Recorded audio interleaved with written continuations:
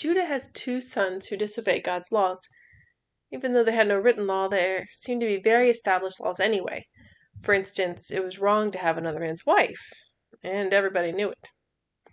The sons of Israel knew it was right to give your brother an heir if he died without one. I don't know why it came to be that both of Judah's sons were evil. We know he was the one with the bright idea to sell Joseph into slavery. He wasn't all upright. God kills both of these evil sons.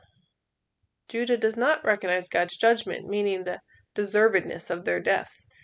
He does have another son, but he fears for his life and won't give him to Tamar, the unfortunate widow of the evil man, who ends up being a great, however many greats, grandma to Jesus.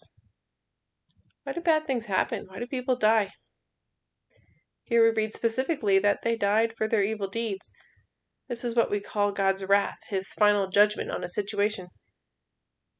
Most of his wrath is stored up for the end, when he will judge those in the world and finally destroy the whole world. Most of what we see on earth is Satan at work. He steals and kills and destroys. He's always looking for an opening to do his job. Sometimes he works freely through people. Others he cannot get near without permission. And why would God grant permission? We see in the beginning of Job that God is pleased with Job. He's a proud papa. He's not pronouncing judgment and pouring out wrath. At the end of Job, we see that Job has learned something along the way.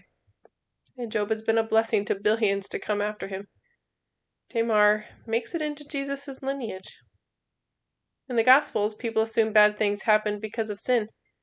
Jesus pronounced some people's healings were not at all a result of sin, but they were for God's glory. And those people experienced God in a deep and meaningful way that transformed their lives. Jesus and the epistles also show that sickness can result from sin. It can result in God's glory even then, as it can turn us back to God. So what can we learn? No matter what, we obey God. No matter what, we seek God's glory. We're safe in his capable hands to submit to pruning, no matter how much it looks like a cutting away. For a believer, it will all end up for our good.